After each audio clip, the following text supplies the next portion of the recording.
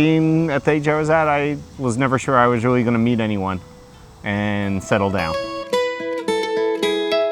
I have a lovely neighbor across the street who said, I have some very nice friends I want to introduce you to.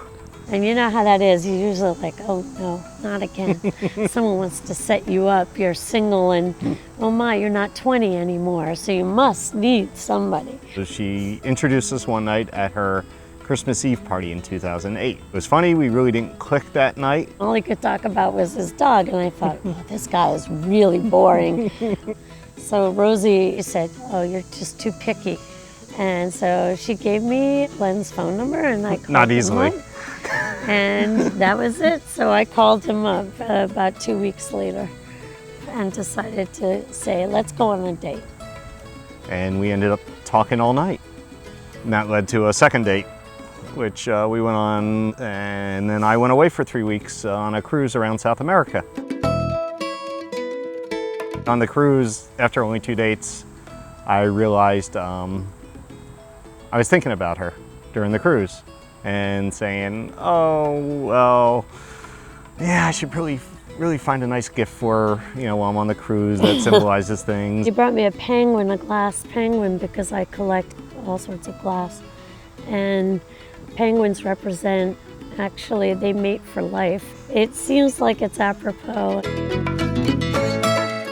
I had a stand-in dinner date with some friends.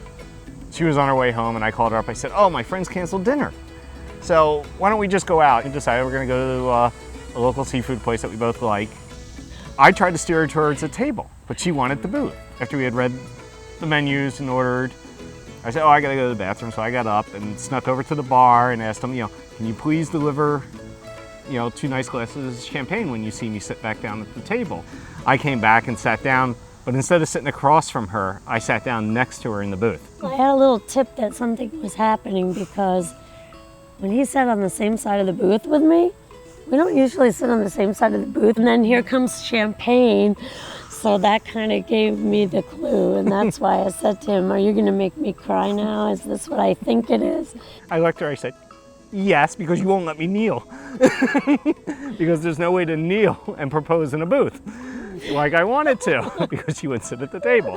So I sat there and I opened up the box and she just started crying. And I wouldn't stop talking because I was nervous. Until I told her, be quiet so I can ask you. I wouldn't let him propose. But she said yes. I did. And I'm so glad I did.